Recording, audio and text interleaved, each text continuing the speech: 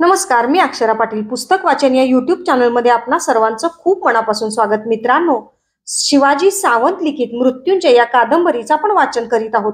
तत्पूर्वी चॅनलवर जर आपण पहिल्यांदाच असाल किंवा चॅनल यापूर्वी सबस्क्राईब करायचं राहून गेलं असेल तर चॅनलला आधी सबस्क्राईब करा आणि पुस्तक वाचन कसं वाटतं ते कमेंट बॉक्समध्ये जरूर जरूर कळवा. त्यामुळं मित्रांनो प्रेरणा मिळते, मोटिवेशन मिळतं.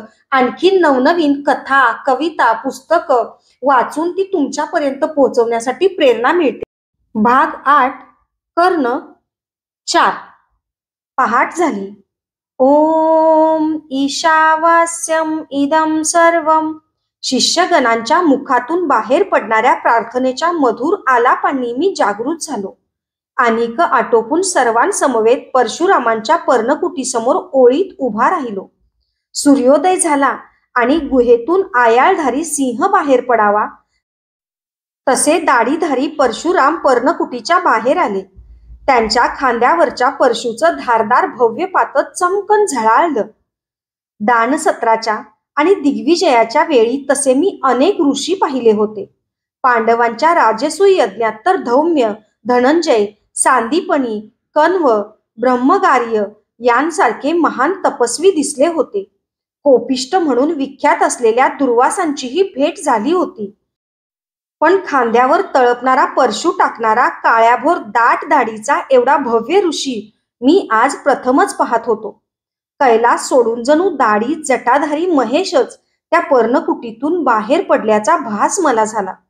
या महेशानं मस्तकावरची चंद्रकोर काढून ती त्रिशूल दंडात गोवून परशूच्या रूपानं आपल्या बळकट आणि विस्तीर्ण स्कंदावर टाकली होती. नेत्र विश्वाचा भेद करण्या इतके तेजस्वी होते. बरेचसे श्रीकृष्णाच्या नेत्रांसारखे दिसत होते. पूर्वसागराकडे जाण्यासाठी म्हणून मंद मंद पदक्षेप टाकीत ते चालू लागले. पुष्पांची ओंजळ त्यांच्या चरणांवर अर्पून त्याचे श्रद्धावान शिष्य धडाधड त्याच्यासमोर लोटांगण घेऊ लागले. सर्वात शेवटी मी उभा होतो. समोर येताच मी त्यांच्या चरणांना हात लावून त्यांची चरणधुली मस्तकी लावली. अतिशय भाग्याचा वाटला मला तो क्षण व तो स्पर्श. कोण तू? गदेवर गदा आदळावी तसा होता त्यांचा आवाज. मी भार्गव, भृगुकुलातील. माझं अंतर्मन रथाच्या चक्राखाली सापडलेल्या रक्ताळलेल्या हातासारखं लज्जेनं काळवंडलं होतं. खोलवरचा कुठला तरी सत्यप्रिय कर्ण कळवळत होता. इथं कशासाठी आलास? ब्रह्मास्त्र शिकण्यासाठी. बराच वेळ आश्चर्ययुक्त नजरेनं माझ्याकडे पाहत गुरुदेवांनी आपले नेत्र मिटून घेतले. क्षण दोन क्षण जाताच पुन्हा तीव्र नजर रोखीत म्हटलं, आश्रमाच्या नियमांचं पालन काटेकोरपणे करावं लागेल. करशील? आज्ञा गुरुदेव. ठीक आहे, जा. प्रवासानं मलिन झालेलं वस्त्र स्वच्छ धुवून घेऊन तयार राहा. मी परत येताच आजच्या शुभ मुहूर्तावर तुला ब्रह्मास्त्रापूर्वीच्या नमनाचे मंत्र शिकवीन. धीर गंभीर पदक्षेप टाकीत तो विशालदेही जमदग्नी पुत्र आश्रमाबाहेर पडला. तळपणारा परशू परावर्तित किरणांची वलय फेकीत सर्वांच्या दृष्टीआड होऊ लागला. सोबत अकृतवर्णही काही आश्रम बंधूंसह चालू लागला. त्यांच्या पाठमोऱ्या आकृतीकडे पाहताना माझ्या मनात खोलवर कुठतरी पराभवाची जाणीव सलत असल्याचा मला भास झाला. जीवनात पहिल्या प्रथमच कुठतरी काहीतरी भयानक चुकत होतं. जीवन जिदंबाणासारखं वाकडं तिकडं चाललं आहे असंच वाटू लागलं. कर्ण 5. दिवसांमागून दिवस जात होते.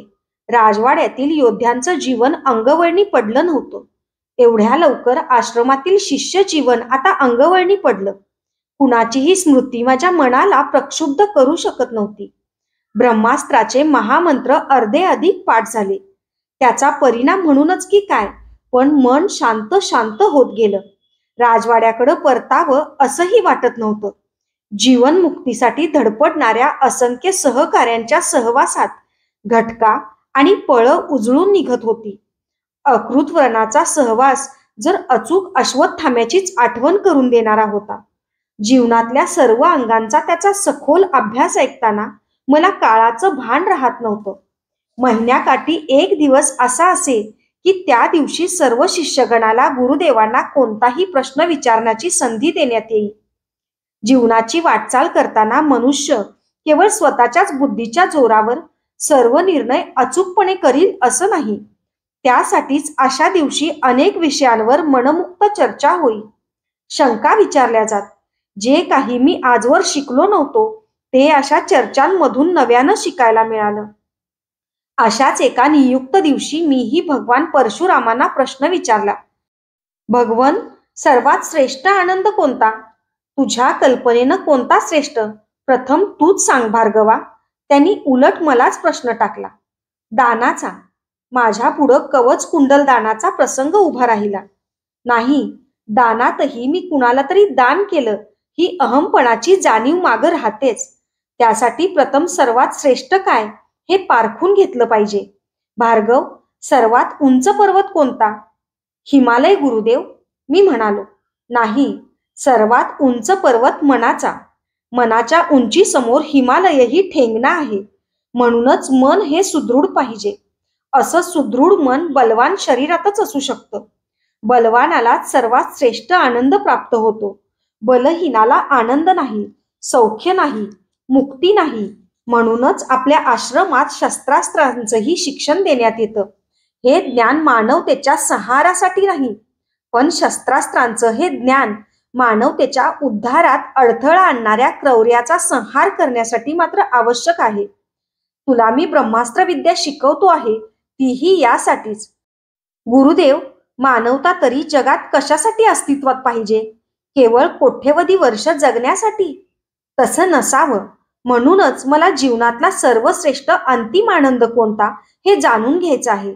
आपण म्हणता तो मनाचा आनंदच अंतिम आहे काय? नाही, त्याही पेक्षा श्रेष्ठ असा आनंद आहे. तो अंतिमच नव्हे तर अखंडही आनंद आहे. तो आनंद मनाच्या वेष्टनात अवंगुठून बसलेल्या आत्म्याचा आहे. आपण कोण आहोत? या विश्वात का आलो? कुठं जाणार? हे चराचर विश्व कुठल्या सूत्रात गुंफलं आहे? आपल्या आश्रमातील ही गायींची गोंडस पाडसं का बागडतात? एक दिवसाचं ज्यांचं जीवन आहे ती फुलपाखरं ही फुलं वेलींच्या डहाळीवर वायू लहरींबरोबर हसत हसत का डोलतात? मेघ का गरजतात? वारे कशामुळे वाहतात? पाऊस कुणामुळे पडतो? सगळ्या विश्वाचा कणन कण चैतन्याची प्रणव गीत गात अविरतपणे कसा काय गतिमान राहू शकतो? अफाट जीवसृष्टीचा हा अखंड नंदादीप कुठला जीवनरस घेऊन सतत तेवत असतो? हे सर्व जाणण्यासाठी, हे सर्व पाहण्यासाठी एक अद्भुत सुप्त असा नेत्र आपल्या शरीरातच आहे. आत्मा हे त्याचं नाव आहे. इच्छाशक्तीच्या बलावर हा नेत्र ज्यावेळी आपण उघडू शकतो त्यावेळी सर्वच समस्या मिटलेल्या असतात. सगळं विश्व एक दिसू लागतं. महाभयानक वाटणाऱ्या विध्वंसानं दुःख होत नाही. महान निर्मितीचे रूप पाहून वाटणारा खोटा अल्लादही उरत नाही. उरतो केवळ प्रकाश, सूर्यकिरणांसारखा तेजस्वी प्रकाश. म्हणूनच आत्मानंद हाच सर्वश्रेष्ठ आनंद आहे. आपले विशाल नेत्र बोलतानाच एकदम मिटून घेतले. जणू त्या प्रकाशाच्या साम्राज्यात जाण्याची त्यांना तीव्रतम ओढच लागली होती. त्यांनी नेत्र मिटले की प्रश्न थांबविण्याचा तो त्यांचा संकेत आहे हे आम्हाला परिचित झालं होतं. सर्वांनी हात जोडले. ओम ईशावास्यम इदम सर्वम. प्रार्थनेचे धीर गंभीर ध्वनी पुन्हा आश्रमाच्या आवाराबाहेर पडून महेंद्राच्या कडे कपाऱ्यात घुमू लागले. कर्ण 6. 1 वर्ष केव्हा निघून गेलं ते समजलंच नाही. भगवान परशुरामांच्या सहवासात राहण्याचं भाग्य इतकं मोठं होतं की मी एक दिग्विजयी सेनापती आहे, एक दानवीर आहे या मनाच्या धुंद करणाऱ्या कल्पना केव्हाच अस्पष्ट झाल्या. मी एक आज्ञाधारक नम्र शिष्य झालो, एक यात्रिक झालो. झळाळतं ते सर्वच सुवर्ण नसतं हे मला कळून चुकलं. केवळ पराक्रम हाच जीवनाचा अर्थ नसतो. डोळस चिंतनही असावं लागतं हे मला उमगलं. लवकरच मी गुरुदेवांचा प्रिय शिष्य झालो. इतर शिष्यांना माझा हेवा वाटावा असं वातावरण निर्माण झालं. आश्रमातील प्रत्येक दिवस माझ्या पूर्वजन्मीच्या पुण्याईमुळं परशुरामांच्या सहवासात उजळून निघत होता. अनेकदा गुरुदेव मला कलिंगाच्या राज्यात येण्यासाठी आग्रह करी, पण काहीतरी निमित्त सांगून ते मी टाळी. तसं करताना अर्थात मला यातना होत. आणि दुसरं मोठं शल्य डाचत राही ते असत्य सांगितलेल्या कुलाचं. कधी कधी त्या जाणीवेनं भोवतीच्या पर्णकुट्या खायला उठल्यासारख्या वाटत. मनाची घोर कुचंबना होई. कुठल्या तरी सांदी कोपऱ्यात आपण रगडले जातो आहोत असं वाटे. अशा वेळी मनाला विरंगुळा मिळावा, कुठंतरी एक दोन घटकांसाठी ते गुंतलेलं असावं, या कल्पनेनं धनुष्य घेऊन मी मृगयेसाठी महेंद्राच्या दाट अरण्यात एकसारखा फिरत राही. झालेली मृगया एका भिल्लाला देऊन मस्तकावरचा घाम टिपत पुन्हा चढण चढून आश्रमात परतत असे. मनसोक्त भटकल्यामुळं तो दिवस उल्हासात जाई. पुन्हा नव्या हुरूपानं आश्रम जीवन सुरू होई. असाच एकदा मनाची अस्वस्थता पाठपुरावा करू लागली म्हणून धनुष्य उचलून आश्रमाबाहेर अरण्यात निघालो. 2 प्रहर टळून गेला होता. फांदीवर फांदी घासून पडलेल्या ठिणगीनं दूरवर कुठंतरी धुमसणाऱ्या वणव्याचा धुराचा लोळ मला महेंद्राच्या एका कड्याच्या बाजूला स्पष्ट दिसत होता. त्या उष्णतेमुळं पक्षीगण निवारा गाठून शांत झाले असावेत.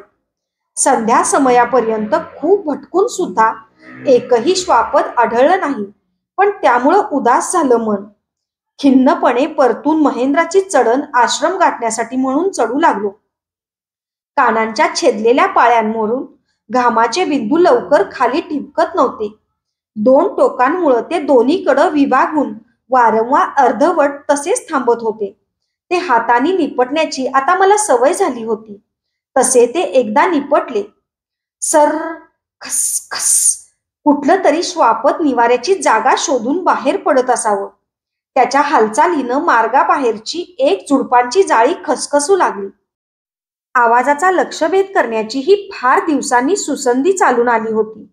धनुष्य उचलून मी एक अमोघ बाण चढवला. प्रत्यंच्या कानापर्यंत खेचून आवाजाच्या दिशेनं तो झटकन सोडून दिला. अंगठ्याच्या स्पर्शानं कानाची भग्न पाळी पुन्हा हल्ली. सू असा आवाज करीत बाण पर्णझडीत शिरला. तो अर्थातच चुकणार नव्हता.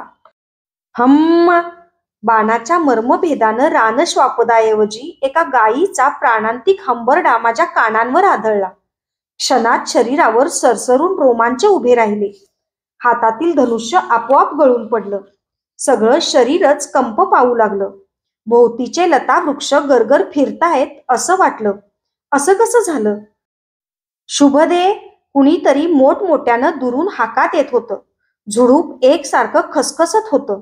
हाका क्षणाक्षणाला वाढत होत्या. धावत जाऊन झुडपाची दाटलेली पर्णझडी हाताने दूर सारताच पलीकडचं दृश्य पाहून सगळं शरीरच थंड पडतं की काय असा भयानक भास मला झाला. एक शुभ्रवर्णी गाय आपले खूर झाडीत तळमळत खाली पडली होती. माझा अमोघ बाण तिच्या मस्तकात कितीतरी खोलवर रुतला होता. एका वेलीत अडकलेली शिंग काढून घेण्याचा तिचा यत्न तसाच राहिला होता. ती वेलीत तशीच अडकलेली. सगळी झुडपं उद्ध्वस्त झालं होतं. सारं विचित्र दिसत होतं. झुडपावरून उडी घेऊन मी तिच्या मस्तकातील बाण काढण्याचा व्यर्थ प्रयत्न करू लागलो, पण तो तिच्या कवटीत खोलवर रुतला होता. बाणाच्या हालचालीमुळं होणाऱ्या यातनेनं ती इतका हृदयभेदक हंबरडा फोडू लागली की त्यामुळं माझ्या तुटलेल्या कानांच्या आतील सुरक्षित असलेले पटलही फाटून जात आहेत की काय असाच क्षणक काल मला भास झाला. जीभ लांब काढून ती मृत्यूशी निकरानं झुंजताना भयानक आचके देऊ लागली. गुडघे टेकून मी मटकन खालीच बसलो. शरीराचा पाषाण झाला आहे असंच क्षणभर वाटलं. सगळं विश्वमंडल गरगरत आहे की काय. ज्या बाणांनी माजलेल्या उन्मत्तांची शरीर तोडावीत त्यातीलच एक त्या कुवेळी गायीच्या मस्तकात होता. शुभदे शुभदे हाका जवळजवळ येत होत्या. काही पळातच एक वृद्ध ब्राह्मण माझ्या समोर उभा ठाकला. अंगावर कोसळणाऱ्या कड्यासारखा. आपल्या गायीच्या मस्तकात बाण घुसलेला पाहून एकदम तो केवढ्या तरी मोठ्यानं किंचाळला. त्याच्या आक्रोशानं रणांगणातील वीरांचे आणि वाद्यांचे हल्लकल्लोळ पचवणारं माझं खंबीर मनही थरकलं. मी डोळे घट्ट मिटून घेतले. शुभदे, कुठल्या चांडाळानं तुझ्या मर्मावर हा प्राणांतिक बाण सोडला? पुढं होऊन गायीच्या मस्तकातील बाण उपसून काढण्याचा तोही निष्फळ यत्न करू लागला. त्या यातनांनी ती अधिकच तडफडू लागली. गगनभेदी हंबरडा फोडू लागली. खूर झाडून डोळे वाचू लागली. तिच्या तोंडातून फेसाची अखंड धार लागली. आता माझ्या कुटुंबाचा भार कुणावर टाकू? तुझ्या दुधावर पोसलेलं हे शरीर कशाला जिवंत ठेवू? तो वृद्ध गायीचं तोंड कुरवाळीच पुंदू लागला. एवढं काळजाला छेदून जाणारं गर्भकारुण्य सत्य मी कधीच पाहिलं नव्हतं. माझ्या मृगयेमुळंच ते निर्माण झालं होतं. ज्या आवाजाच्या लक्षभेदाच्या कलेनं एकवार मला आखाड्यात गौरवाच्या शिखरावर चढवलं होतं, तीच कला आज मला रवरव नरकाच्या खोल गर्तेत गाडून टाकत होती. मी कर्ण, दिग्विजयी सेनापती, दानवीर, परशुरामांचा पट्टशिष्य. छे, मी म्हणजे केवळ गोहत्यारा होतो, महान पापी होतो, अनिवार्य घटनांनी लाथाडलेलं निर्माल्य होतो. प्राणांतिक यातनांनी तडफडून खूर झाडून गायीनं शेवटचा आचका दिला. श्वेतकमलासारखं गोल मस्तक लुळं होत फेसाळलेली जीभ लडबडत तिचा प्राण गेला. तिच्या डोळ्यांच्या निष्प्राण कवड्या मामांच्या द्यूताच्या कवड्याहूनही कितीतरी भयानक वाटल्या मला. क्षणात तिच्या प्रेताला हस्तगत करण्यासाठी रानमाशांनी तिच्या भोवती घोंगावायला सुरुवात केली. मी माझं मुख लज्जेमुळं, विदारक यातनेमुळं ओंजळीत झाकून घेतलं. संन्यासा, तुला काय देऊ मी? मीच आज लुटलो गेलो. त्या वृद्धानं माझ्या खांद्यावर हात ठेवून उद्गार काढले. माझ्या सर्वांगाचं त्या स्पर्शानं तर पाणीच पाणी झालं. मीच त्या गायीचा वध केला असेल असं माझ्या वस्त्रामुळं त्याला चुकूनही वाटलं नसावं. वाकून त्याच्या चरणांवर हात ठेवून मी कळवळत म्हणालो, ब्रह्मान, क्षमा असावी. आपली शुभदा, आपली गाय माझ्या बाणानं प्राणाला मुकली. मृगया करताना चुकून श्वापद समजून आपली गाय माझ्याच बाणानं प्राणाला मुकली. मृगया करताना चुकून श्वापद समजून मी तिच्यावर अनावधानानं बाण टाकला. मला क्षमा करा. मी आपणाला 5 गायी देईन. जीवनात प्रथमच मी याचक झालो, दीन झालो, लाचार झालो. दूर हो. त्यानं मला तसंच लोटून दिलं. क्षणापूर्वी आपल्या गायीसाठी बालकासारखा रडणारा तो वृद्ध क्षणात यज्ञकुंडासारखा संतप्त झाला. त्याचे ओठ थरथरत होते, डोळे आग पाकडत होते. संन्याशी असून मृगया करतोस? अंगावरची भगवी वस्त्र जाळून का टाकीत नाहीस? एका गायींसाठी 5 गायी देणाऱ्या गोहत्यारा, तुझी एक माता गतप्राण झाली तर जगातल्या 5 स्त्रियांना तू माता म्हणशील काय? तुझ्या संन्याशी तपस्येपेक्षा माझं ब्रह्मतेज प्रखर असल्याचं आज मी तुला दाखवून देईन. नको, मी संन्याशी नाही. मी एक योद्धा आहे, परशुरामांचा शिष्य आहे. मी पुन्हा त्यांचे चरण धरले. दूर हो. तुझा स्पर्श सुद्धा गोहत्ये इतकाच भयानक आहे. योद्धा म्हणून धुंदपणे गायीवर बाण टाकणाऱ्या अधमा, तुझ्या रथाचं चक्रही ऐन युद्धाच्या समयी भूमीत रुतून बसेल. या गायीच्या मस्तकात रुतलेल्या तुझ्या बाणासारखंच. कितीही जीव तोडून आटापिटा केलास तरी ते कधीही बाहेर निघणार नाही. चालता हो. तो थडाथड पाय आदळत अनावर संतापानं स्वतःच निघून गेला, आपल्या गतप्राण शुभदेला तसाच टाकून, माझं जीवन शापदग्ध करून, माझा लक्षभेद करून, माझी मृगया करून. त्याच्या शापानं माझं मन सुन्न आणि बधीर झालं. अंगावरची भगवी वस्त्र नसून त्या चोहोकडून हव्या तशा भटकलेल्या अग्निज्वाळाच आहेत असं वाटू लागलं. सगळं जीवनच समस्यांचे पलिते घेऊन माझ्या भोवती आता फेर धरून नाचत होतं. कुठं जाणार होतो मी? शरीराचं ओझं उचलून आश्रमाकडे चालताना शापित मन नैराश्यानं पार पोखरून गेलं होतं. आज क्रूर दैवानं माझ्यातील वीर कर्णाची मर्मभेदी मृगया केली होती. त्या शापानं सगळं जीवनच कुठंतरी खोल रुतून बसलं आहे असंच मला वाटू लागलं. मन त्या गायीसारखं तडफडत होतं, आक्रोशत होतं. मुकपणे, निशब्दपणे आतल्या आत ज्या भिल्लाला रोजची मृगया देत होतो त्याला गायीचा मृतदेह पुरून टाकायला सांगून त्याच्या हाती अभद्र धनुष्य विसर्जित करून त्याला म्हणालो, आजपासून मृगया संपली. महेंद्राची चढण चढताना पोटऱ्यांचे स्नायू कधी नव्हे ते दाटून आले. आश्रमाच्या आवारात पाऊल टाकताना गायीच्या गोठ्यातील मंजूळ घंटा नेहमीप्रमाणे मला मधुर वाटल्या नाहीत. स्मशान वाद्यासारख्या भयानक भेसूर वाटल्या त्या. काही न खाताच, प्रार्थनाही न म्हणताच तसंच दर्भाच्या पाथारीवर शरीर झोकून दिलं. निद्रेची आराधना करावी असं सुद्धा वाटेना. मृत्यूलाही लाजावणारी शुष्कता मनाला घेरून टाकत होती. आश्रमाभोवतीच्या कुंपणापलीकडे रातकिडे कर्कशपणे किरकिरत होते. धन्यवाद. अशाच नवनवीन आणि विविध विषयांवरच्या कथा, कविता आणि पुस्तकांसाठी पुस्तक वाचन बाय अक्षरा पाटील हे चॅनल सबस्क्राईब करा आणि व्हिडिओ कसा वाटला ते कमेंट बॉक्समध्ये जरूर कळवा. थँक्यू.